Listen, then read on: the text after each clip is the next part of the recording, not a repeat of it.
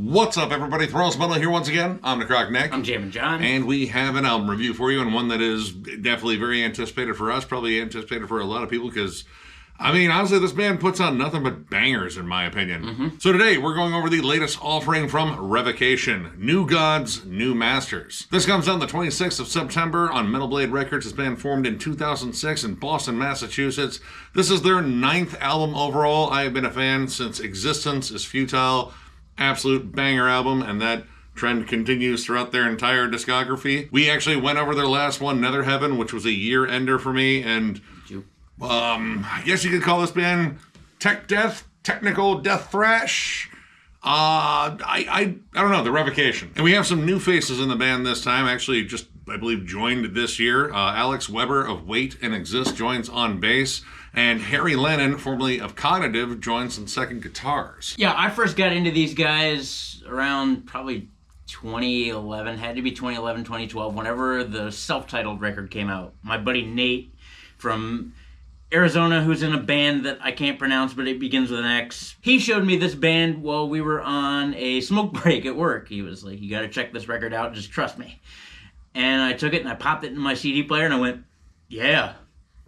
I mean, it was heavy, it was thrashy, the guitars were awesome, the drums were insane, and I loved it, and I've been a fan ever since. And of course, I've been back and listened to the records before it, and definitely the records after it, but I am a giant Revocation fan. I'm very supportive of what they do for music. And by extension, I mean, Revocation is kind of essentially Dave Davidson. I'm a huge fan of him. I think, honestly, in terms of, like, modern metal guitarist, he's got to be, like, you know, one of the best out there. Yeah. Wide range of, like, different skills. He's a great balance of, like, a riff guy and a lead guy. Yeah, we're probably going to gush about Dave a lot, but there's a lot of other musicians on here that are absolutely killer as well. But once again, Revocation comes out with something that sounds like Revocation, but slightly tweaked. Like, this is one of those bands where, over the course of their career, you know, every album has, like, subtle tweaks, subtle things that change. They're so subtle that, you know, pretty much, you know, going through their entire discography, it will sound very much like Revocation, which they do have, like, kind of their own sound. But if you were to compare, like, say, this album with their first album,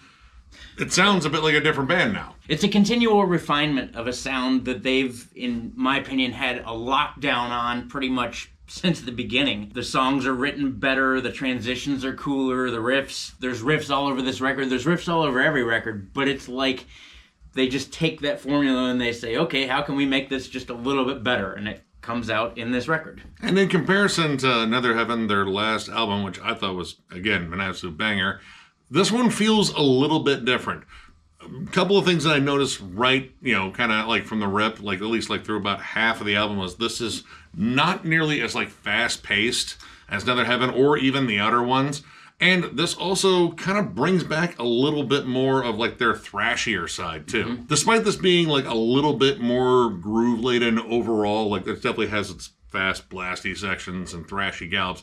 This one is a little bit slower, but despite that, there's a lot more like thrash-centric riffs, like Sacrophagy of the Soul, Data Corpse in particular. Like they have these like really solid thrashy gallops, and that kind of like thrash metal element has been kind of pushed in the back in, you know, some of the recent albums, like in favor of like more like just straight up death metal. Yeah. Here, it's kind of nice to hear that come back out, but not replace death metal, because death metal is 100% still like a big thing on here. like we'll take Confines of Infinity, for example, the track with Travis Ryan, and you know, we're giant Cattle Decap fans, so this song is notably heavier on this record. Like there's a lot of heavy moments, but this one is downright pretty much death metal. From the very rip of this song, that super heavy opening stomp, and you get more death growls in this. Like there's not actually a whole lot of songs where Dave death growls. No, he's got a couple of spots where he kind of like drops into a lower register, but it's not like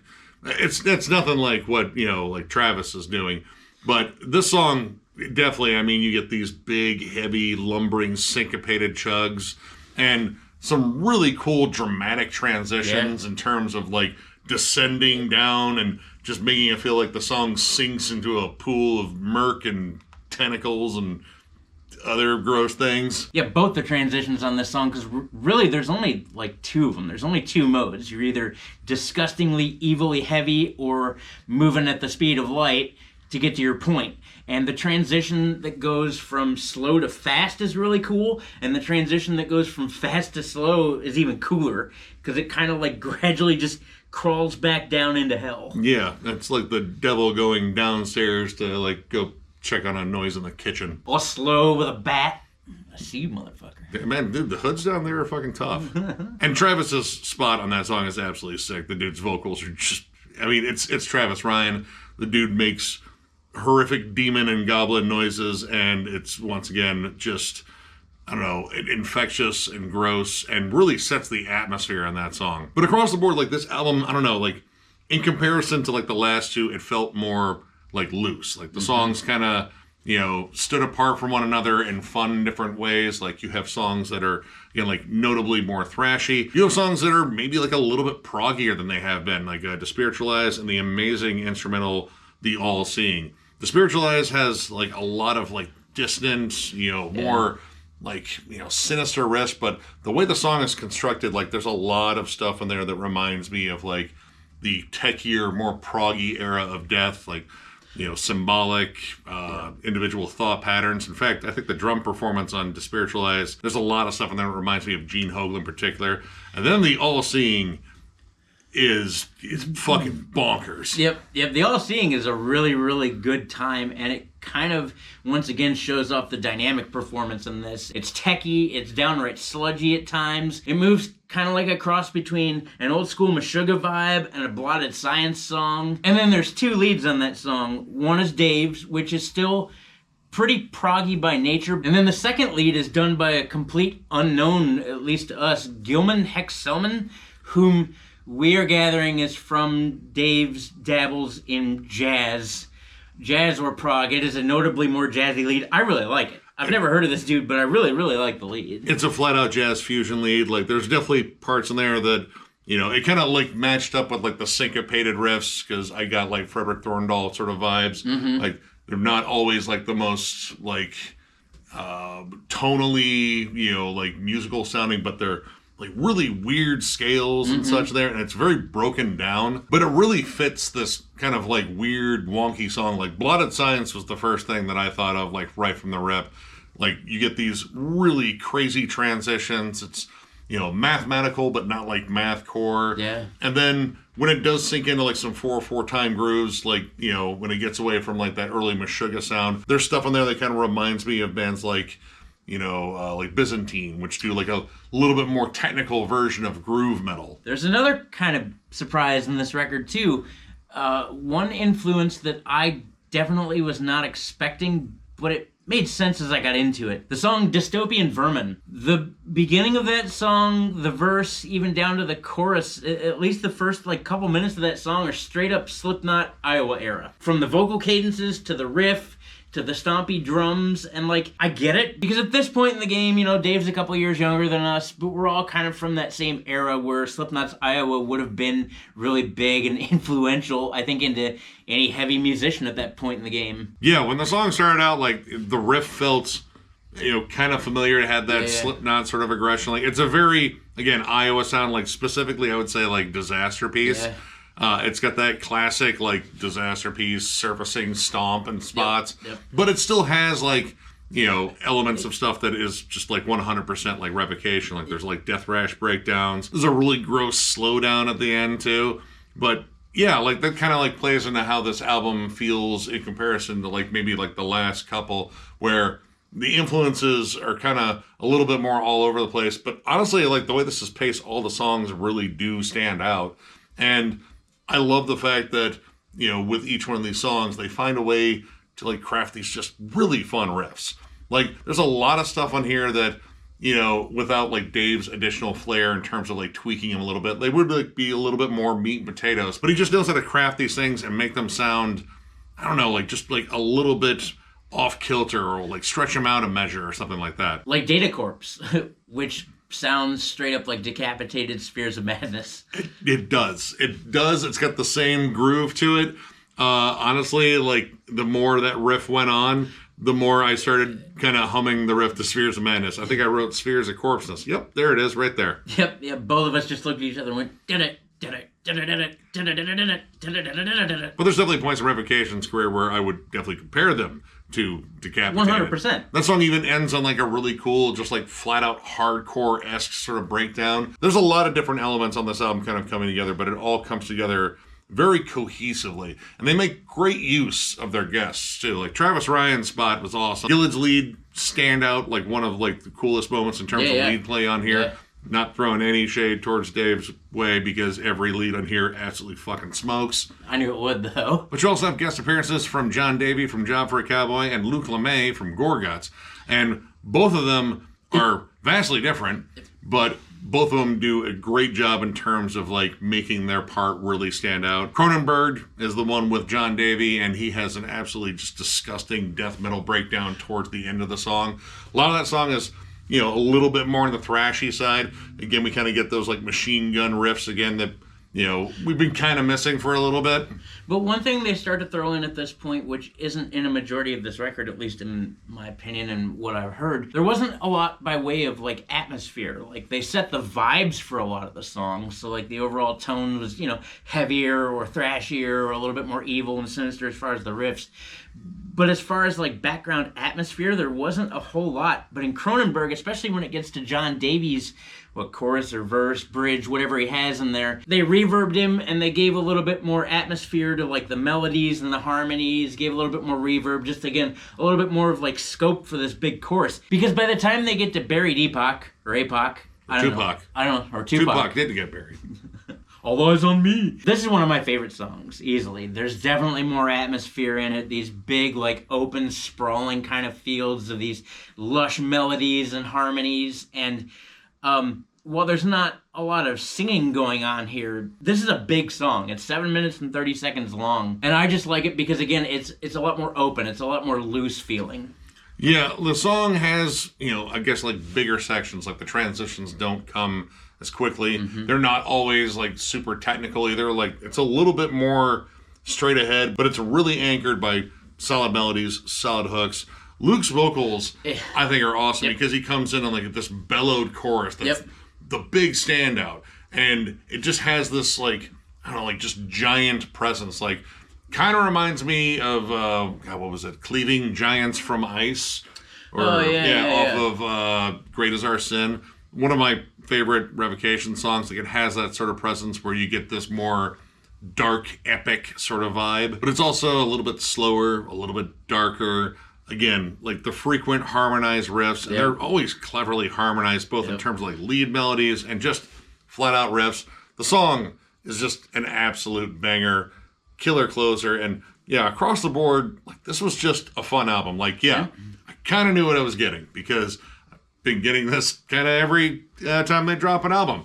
Not really complaining. I love consistency like this. Like this is like, you know, going over an Immolation album. I expect it to sound like Immolation because if it sounded like anything else, I might get a little bit pissed. Right, Cannibal Corpse, fucking you name it. Like there's a handful of stable bands in the universe where you're looking to get that sound, and you get that sound just a little bit more refined than it was the last time. So, you know, Revocation sits right in that pocket. And that's, again, not a knock, but I will say, in terms of like one complaint, and it's very minor, Cronenberg. Why I really like that song, I feel like it's two different songs almost kind of stitched together because you have that thrashy front half, and then John Davey comes in on what to me feels like is going to be like this just brutal, savage bridge, and it kind of just ends with him.